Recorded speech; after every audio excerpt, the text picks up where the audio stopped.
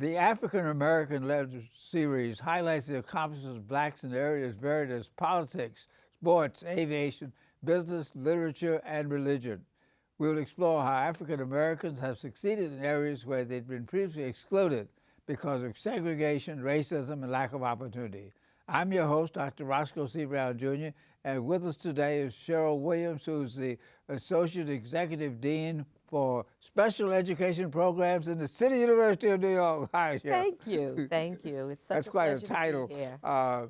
One of the main things that you're responsible for is the Seek program and Discovery program. Seek, Search for Elevation, Education, and Knowledge, Yes. which now has gone for 45 years, celebrated its 45th anniversary. It's been renamed the Percy E. Sutton Seek Program. Tell us about all those things that are happening. Yeah, this is a really exciting time for us. We have, as you said, just been renamed in honor of Percy E. Sutton, the Seek program, and the College Discovery are the two oldest opportunity programs in the United States. They are programs that provide a way for poor and really students who haven't had a good high school preparation to enter college, and we provide them with support. And so now we are, as you say, in our 45th year. CD is even older, and the programs are still growing strong, and we're just... Now, the question that some people are saying is that we've been on this for 45 years. Why do we need to have specialized programs for students who don't meet their standards? What's the story on that? Okay. The reality is that ideally we would be out of business, but the reality is that there's still a need. There are still schools that are underperforming. There is still poverty. And if anything, it's gotten worse in the last few years. Since the downturn in Wall Street, we're seeing that there are even more students. So unfortunately, there's a need for what we provide, the services we provide. And if anything, President Obama has made one of his prime efforts to ensure that there is more opportunity for students, because states are no longer providing the kind of assistance and financial aid and to ensure that poor students are able to go to college. It's true now that if you are a high-performing poor student, you are less likely to go to college than a low-performing wealthy student. That's how bad it's gotten. That's what Occupy Wall Street is about inequity and things Sure. like that. But again, the objective of SEEK was to provide the specialized services, the academic services, counseling, to make it possible for people to be successful. And theoretically, that should have eliminated the need for SEEK because it raises the floor step by step. But we find now that only about a quarter of the students are prepared for college. Right. In terms of English and math. What really is the problem? Is it the quality of teaching? Is it the society? Is it the ambition of the kids? Or is it all of those? I think it's probably a little of all.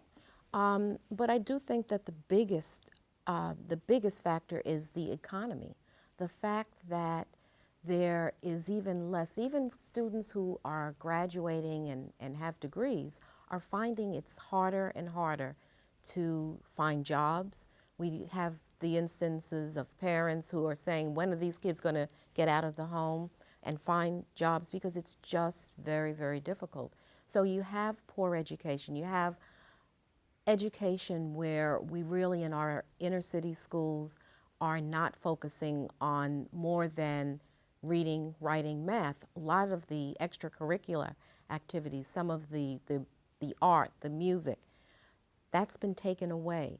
And keeping students and the young kids really engaged is something that has taken lots of time, lots of studies, but it's not something that's going away. And so what we are facing, and one of the things that CUNY is doing, is forging a better relationship, a closer relationship with the Department of Education, so that kids know in high school what it will take in order to be successful in college. And so being college ready is something that they learn early on. When we look at the students that we admit, and we admit a range of students, our programs are in the 17 undergraduate colleges of CUNY, And they run the gamut. So we have students who have not been successful in high school, who have low grades, who haven't had an academic career, and we have those who've been successful. And lo and behold, when they get to college, they find out that they weren't well prepared. Why? Because the curriculum was weak.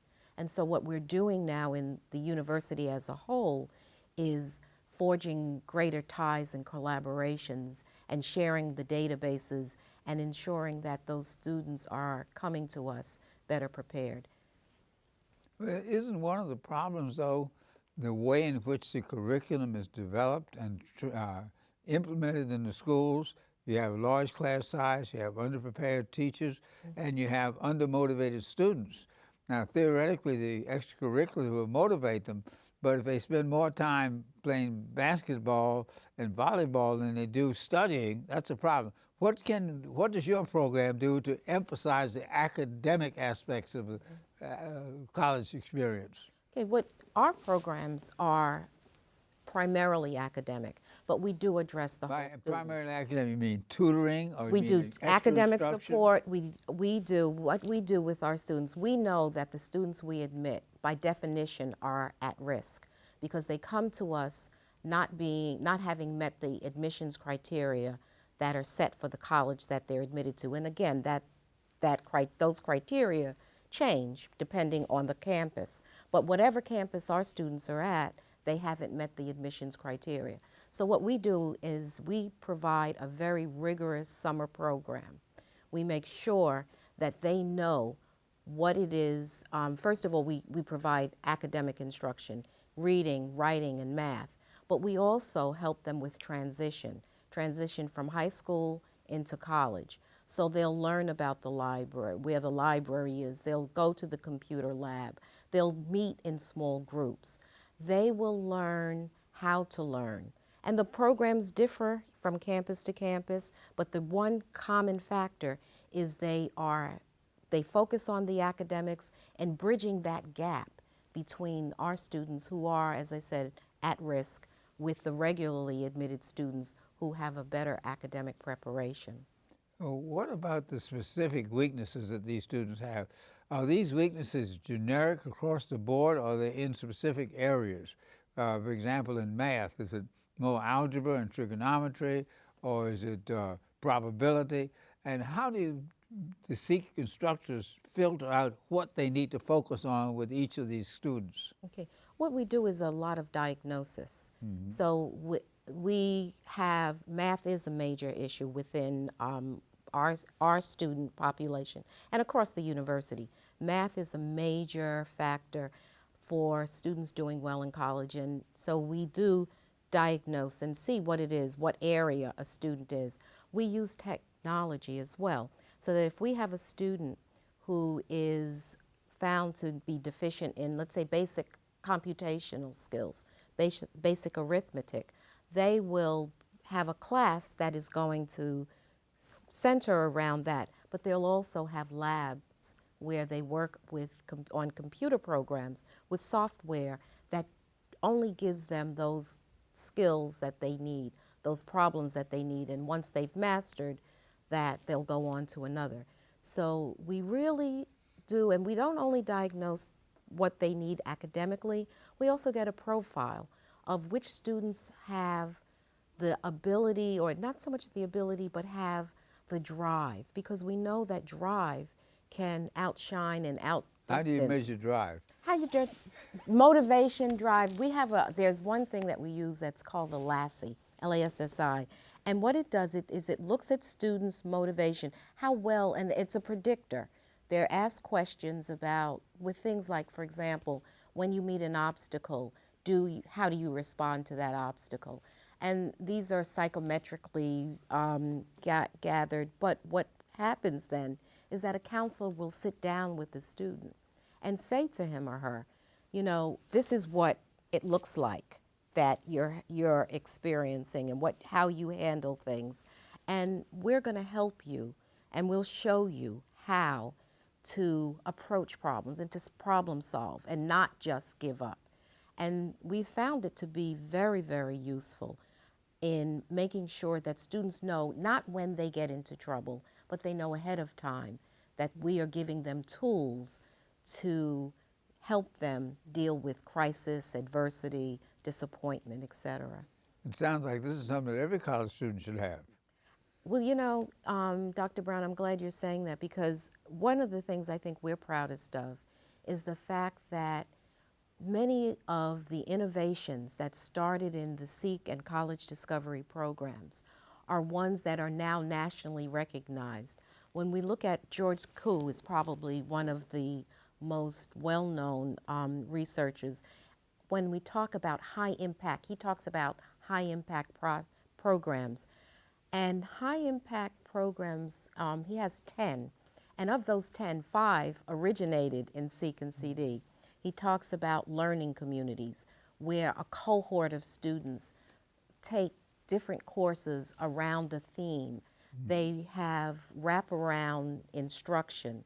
We talk about the summer programs. We talk about having the pre-freshman summer. We talk about having common themes and we do things like having having book readings, community reads. So there are so many. The freshman year program. When I went to college, there was no such thing as a freshman seminar. Freshman seminars have proven to be useful not just for students who are at risk or for poorly educated students, but for all students. And so some of those things that are now just commonplace within universities across the nation are things that we started in our programs. They should be commonplace, but because of the cost of education, the large number of students, the diminution in the number of faculty, some of the things are not happening. Sure. In so many places, over half of the instruction is being given by adjunct professors. You can't really build a great college system that way, which means that the public needs to be aware of these needs as well. And that's why the anniversary of Seek is so important. This is something that we tried. This is something that worked. This is something we still need to be doing, and we need to do it even more than we did it before. Yeah. And that's one of the messages I'm sure that you're trying to portray.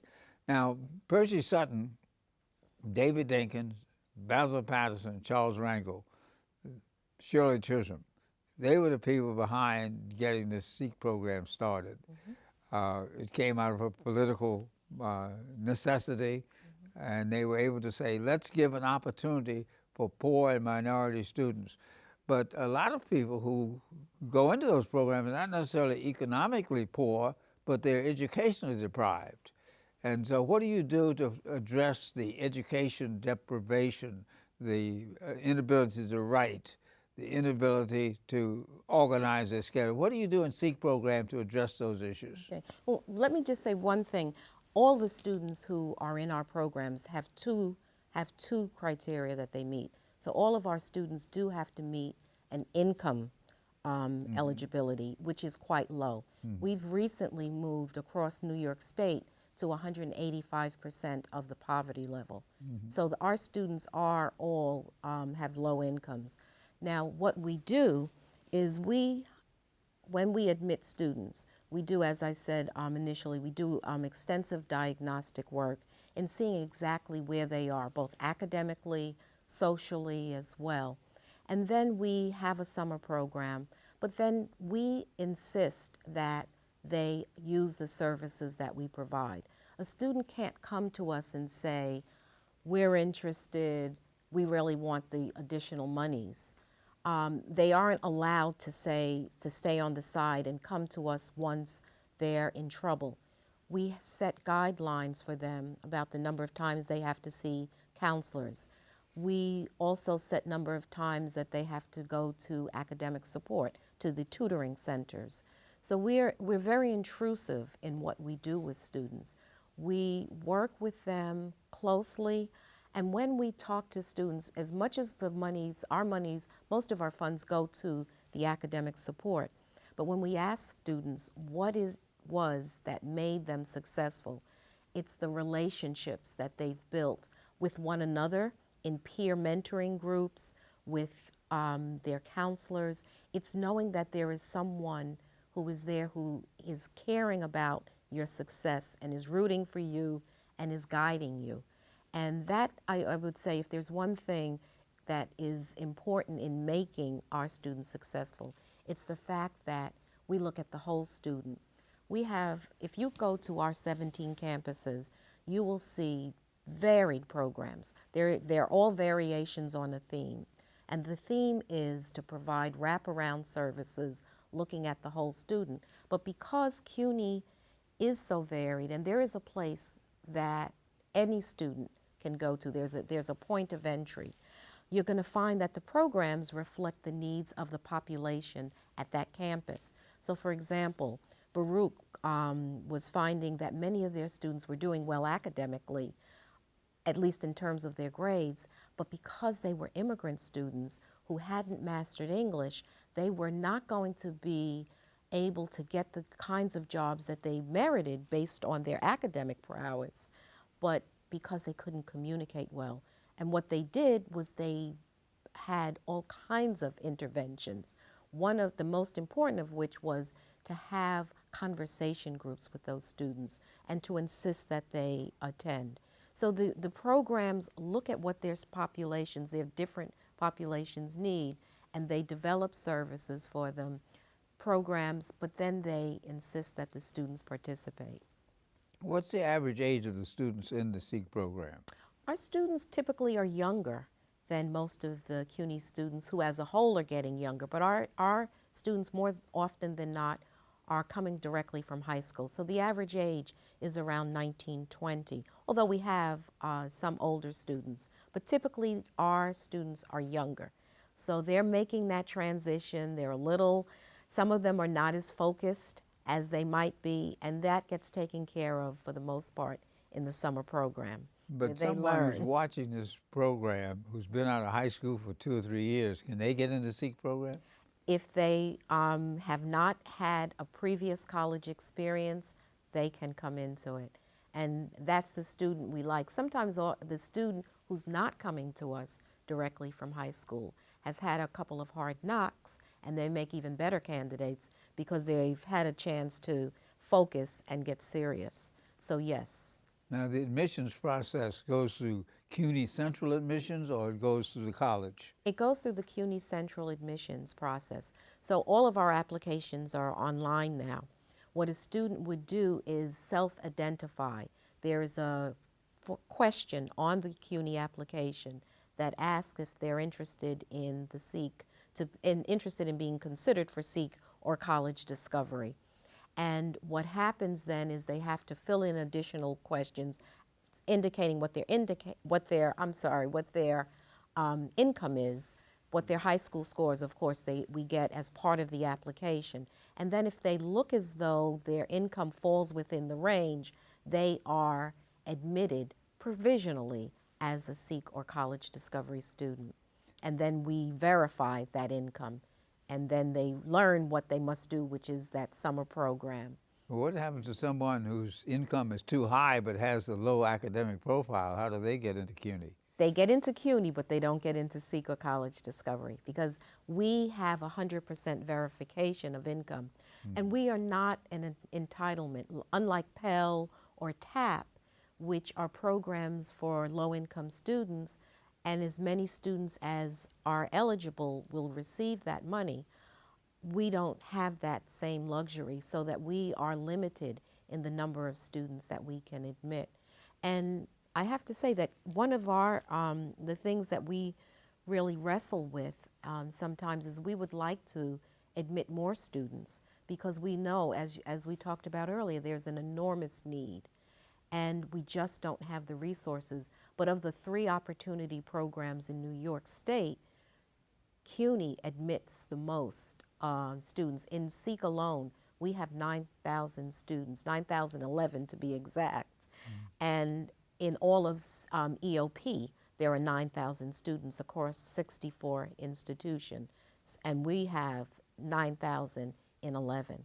So our programs are larger, and we just don't have the resources to admit the really hundreds of thousands who would want to be in the programs over time. Now, but what about someone whose income is too high and they really want to go to college? How do they get into CUNY? Well, if they are interested in coming to CUNY, and their income, it depends on how high is too high.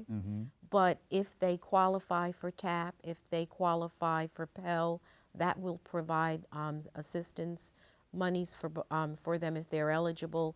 There is also financial aid through work study.